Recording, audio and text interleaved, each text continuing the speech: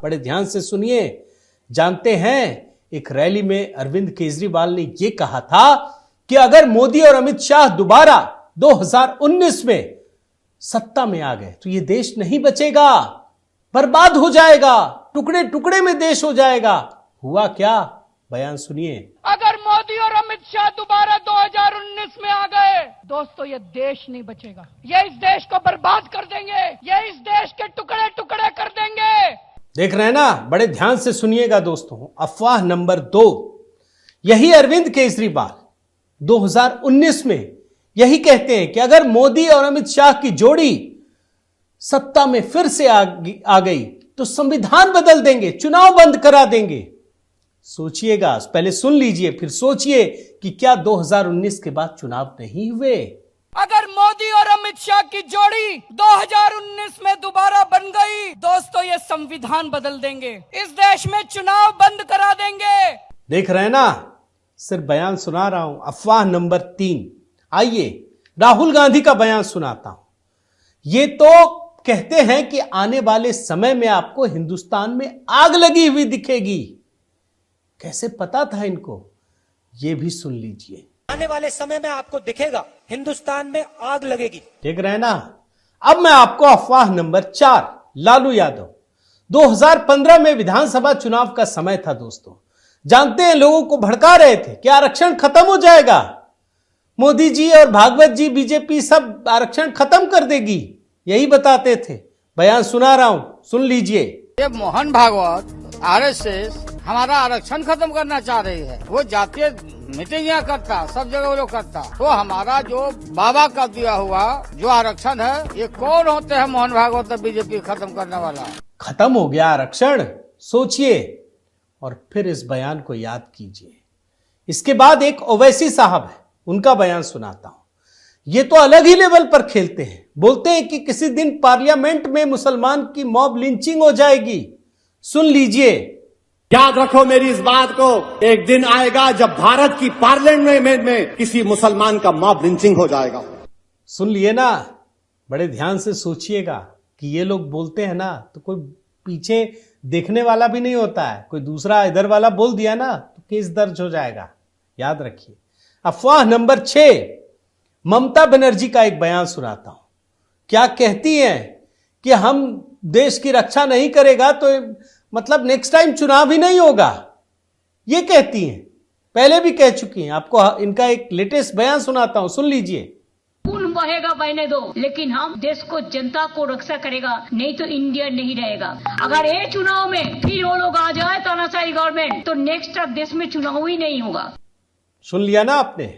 अब आपको संजय राउत, बड़े तेज तर्रार आदमी है, उद्धव साहब के खास आदमी, इंडिया अलायंस के भी, ये तो अलग ही लेवल पर खेल रहे हैं। बोल रहे हैं कि चुनाव जीतने के लिए जो राम मंदिर का उद्घाटन होने जा रहा है तो उसमें लोगों को बुलाकर किसी एरिया में ट्रेन में पथराव होगा, आग के गोले छोड़े जाएंगे, दंगे भड़काए जाएंगे।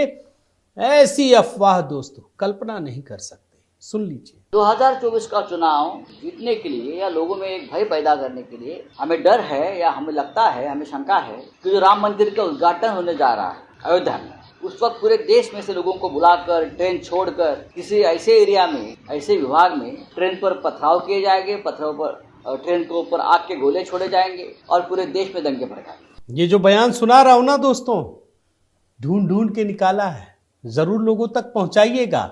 अफवाह नंबर 8 सुनिए। अखिलेश यादव, ये तो बाबा साहेब अंबेडकर का नाम लेते हैं कि जो अधिकार दिए ना वो भाजपा वाले छीन लेंगे, खत्म कर देंगे। सुन लीजिए, वही जो लालू यादव ने 2015 में कहा था, सुनिए। भारतीय जनता पार्टी सत्ता में रही तो जो बाबा साहब भीमराव अम्बेडकर जी ने अधिकार दिए हैं, उन अधिकारों को धीरे धीरे छीन लिया जाएगा। सुनते जाइए, बड़े खजाने में अनमोल चीजें रखा है मैंने, और इसी के लिए मेहनत करनी पड़ती है दोस्तों, आप समझते हैं। अफवाह नंबर 9 पर आइए। राघव चड्ढा बड़े खास हैं, आप शायद भूल गए होंगे। वैक्सीनेशन पर कैसे देशवासियों को गुमराह किया था, मोदी सरकार को बदनाम किया था। जानते हैं, कहते थे कि पूरी आबादी को 15 साल में लगेगा वैक्सीनेशन। पूछिएगा क्यों फैला रहे थे अफवाह, सुन लीजिए। जिस पर हम अपने देशवासियों का टीकाकरण कर रहे हैं, यदि इसी दर पे भारत देश आगे बढ़ता गया तो पूरे देश की आबादी को वैक्सीन करने में लगभग 15 साल लगेंगे। अब ये राघव चड्ढा के बाद एक बार फिर से केजरीवाल का बयान। ये तो माहिर हैं दोस्तों, इनके तो हजारों अफवाह निकल आएंगे, लेकिन फिर भी मैं चुनिंदा आपको सुना रहा हूं। इन्होंने 18 दिसंबर 2019 सीएए को लेकर देश को गुमराह किया, डराया। मतलब जो आंदोलन जिस तरीके से हिंसा और तमाम चीजें हुई ना, उसमें इस बयान का भी लेना देना है, सुन लीजिए। कल मैंने एक स्टेटमेंट सुना था अमित शाह जी का, एक चैनल पे बोल रहे थे, जिसके पास डॉक्यूमेंट्स नहीं होंगे वो चाहे हिंदू हो चाहे मुस्लिम हो, उसको देश से निकाल दिया जाएगा। अब केजरीवाल साहब ये सीएए को लेकर डरा रहे हैं, तो दूसरी तरफ प्रियंका वाड्रा, प्रियंका गांधी अग्निवीर योजना को लेकर गुमराह करती हैं, कहती हैं कि सेना खत्म हो जाएगी। आप सोचिए और सुन लीजिए क्या कहा उन्होंने। ऐसी स्कीम को दे दिया है जो इस देश के नवयुवकों को मार डालेगा, ऐसी स्कीम को जो इस देश की सेना जो हमारी देश की सुरक्षा करती है, जिनके सारे तमाम जो यहाँ पे भी आप खड़े हैं, आप सरहद पर जाकर सुरक्षा करते हैं, ऐसी स्कीम है जो इस सेना को खत्म कर देगा। कहते हैं ना दोस्तों कि एक बयान बड़ा काम का होता है। मैं आपको कितनी भी बातें बता दूं, कोई भी लाइन दिखा दूं, लेकिन ये बड़ा महत्वपूर्ण है। अफवाह नंबर 12 सुनिए। प्रशांत भूषण, इनका तो महिमा एकदम जानते ही है। ये पुलवामा 2 की भविष्यवाणी कर रहे हैं। एक अटैक होगा, जो कौन करेगा क्या करेगा सब इन्होंने लिख लिया है। अब तो समय भी आ गया है, ये याद रखना बड़ा जरूरी है, सुन लीजिए। पुलवामा 2 जो होगा वो अयोध्या मंदिर पर कोई अटैक होगा जो कि जैश ए मोहम्मद या अलकायदा द्वारा होगा या करवाया जाएगा। आइए अफवाह नंबर 13। राहुल गांधी, ये रिजर्वेशन को लेकर इन्होंने भी लोगों को भड़काया कि ये खत्म करना चाहती है बीजेपी। कभी खत्म की क्या? 9.5 साल हो गए, पूछिएगा सवाल। बीजेपी और आरएसएस के डीएनए में, उनके डीएनए में रिजर्वेशन जो है उनको चुभता है और वो किसी ना किसी तरीके से उसको खत्म करना चाहते हैं। अब आपको ललन सिंह का भी सुना देते हैं। ये तो बड़े खास रहे नीतीश कुमार के, और ये जनाब अति पिछड़े और पिछड़े को जाकर बताने की बात करते थे कि आरक्षण व्यवस्था खत्म हो जाएगी।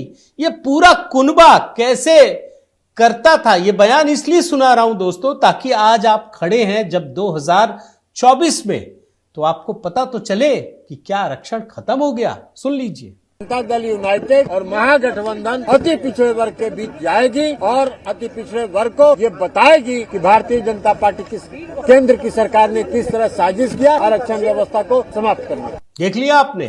अब मैं अरविंद केजरीवाल का एक ऐतिहासिक बयान, आपने इससे पहले कभी नहीं सुना होगा, मैं दावे के साथ कह रहा हूं, क्योंकि मैं रिसर्च करके ये मैंने निकाला है।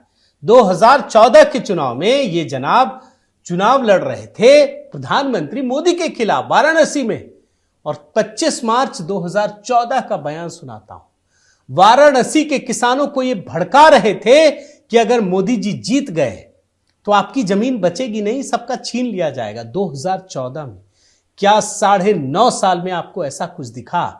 इनको तो घेर कर सवाल जरूर पूछना चाहिए कि आपने ये झूठ क्यों बोला, क्यों अफवाह फैलाई आपने। सुनिए। वाराणसी के किसानों को बताने के लिए आया हूं कि अगर आपने मोदी जी को वोट दे दिया तो आपकी जमीनें नहीं बचने वाली है। सुन लिया आपने।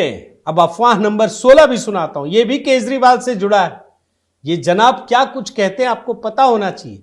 बुलेट ट्रेन की बात हो रही थी, तो ये तो ऐसे घटिया इंजीनियर और जो भी आप कह सकते हैं, ये गुणा भाग दिखाते हैं ना।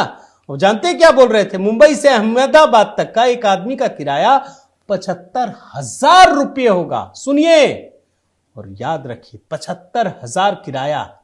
इन्होंने कहा कि एक बुलेट ट्रेन चालू करेंगे। बुलेट ट्रेन, मैं थोड़ी सी गुना भाग करके देखी है कि इसमें एक आदमी को किराया कितना देना पड़ेगा, और मेरी जो गुना भाग दिखाती है कि इस ट्रेन में मुंबई से अहमदाबाद तक यात्रा करने के लिए एक तरफ का एक आदमी का 75,000 रुपए का किराया होगा। एक आदमी का एक तरफ का मुंबई से अहमदाबाद तक का 75,000 रुपए ट्रेन का किराया होगा। बताओ। एक और केजरीवाल का सुनाता हूं दोस्तों। ये जनाब झूठ के महारथी हैं। कहते हैं 1 नेशन 1 इलेक्शन हो गया तो सिलेंडर 5,000 रुपए में बिकेगा। सुन लीजिए। मैं चैलेंज करता हूं, अगर वन नेशन वन इलेक्शन हो गया तो अगले चुनाव के पहले 5,000 रुपए का सिलेंडर मिलेगा। अब ऐसे बयानों पे मैं क्या कहूं, कुछ भी बोल दीजिए। हम लोग बचपन में सुनते थे ना कि अंडे को अगर रेलगाड़ी गुजर रही हो सीधा खड़ा कर दें तो कुछ नहीं होगा। अरे भाई खड़ा ही नहीं होगा तो होगा कैसे? ये ऐसे झूठे आदमी लोग हैं। एक और अफवाह नंबर 18, रंजीत रंजन कांग्रेस की नेता, जब 200 रुपये चुनाव में घटाए गए थे ना सिलेंडर के दाम, चुनाव नहीं, चुनाव से काफी पहले, तो ये कहने लगी कि चुनाव के बाद ये 1400 रुपये हो जाएगा। हुआ क्या? सुन लीजिए बयान। अभी 200 रुपए घटाए हैं और चुनाव के बाद मैं अभी आपसे दावा करती हूँ कि ये 1400 रुपए गैस सिलेंडर जाएगा। देख रहे हैं ना, ये कांग्रेसी फितरत है दोस्तों। अफवाह नंबर 19 पे आइए, और मैं राघव चड्ढा जो केजरीवाल के करीबी हैं, ये संसद के भीतर कह रहे थे कि 2023-24 का जब बजट प्रेजेंट किया जाएगा तो आर्थिक विकास की दर 5% से नीचे होगी। बयान निकाला मैंने, पहले बयान सुनाता हूं, सुन लीजिए। मुझे बड़े दुख से कहना पड़ रहा है कि जब वित्त मंत्री जी फरवरी में वित्तीय वर्ष 23-24 का बजट प्रेजेंट करेंगी तब भारत की चौथी तिमाही की आर्थिक विकास दर 5% से भी नीचे होगी, which is unprecedented in recent time sir. अब आपको हकीकत भी देखनी चाहिए। क्या लिखा है देखिए, आर्थिक सर्वेक्षण 2022-23 का सारांश। इसमें लिखा है कि 2023-24 के दौरान भारत की जीडीपी विकास दर 6 से 6.8% रहेगी। क्या कहेंगे? ये झूठे हैं ये लोग, ये कुछ भी कह सकते हैं। आइए अफवाह नंबर 20, सतपाल मलिक। आजकल तो जानते हैं किस तरह के राग ये छेड़ रहे हैं। ये भी डराने के लिए कहते हैं कि कुछ ना कुछ तो होगा, मंदिर पे हमला, बीजेपी नेता की हत्या, एलओसी पार, कुछ तो होगा। मतलब ये कैसे तैयार करते हैं जनमानस के जो मानसिक स्थिति होती है उसको कैसे प्रभावित करने के लिए करते हैं। बयान सुनिए। कोई ना कोई काम जरूर होगा, चाहे राम मंदिर पे हमला हो, चाहे किसी बीजेपी नेता की हत्या हो, चाहे एलओसी पार करना हो, कोई ना कोई खेल चुनाव से पहले ये करेंगे। अब एक आखिरी अफवाह भी सुना देता हूं। वैसे तो ये गिनती तो दोस्तों 100 से ज्यादा जाएगी, लेकिन फिर भी मैंने 21 छांट कर निकाले हैं। राहुल गांधी का बयान, जो ये बोलते हैं दोस्तों कि भारत एक अच्छी जगह नहीं है, बस एक चिंगारी और शुरू।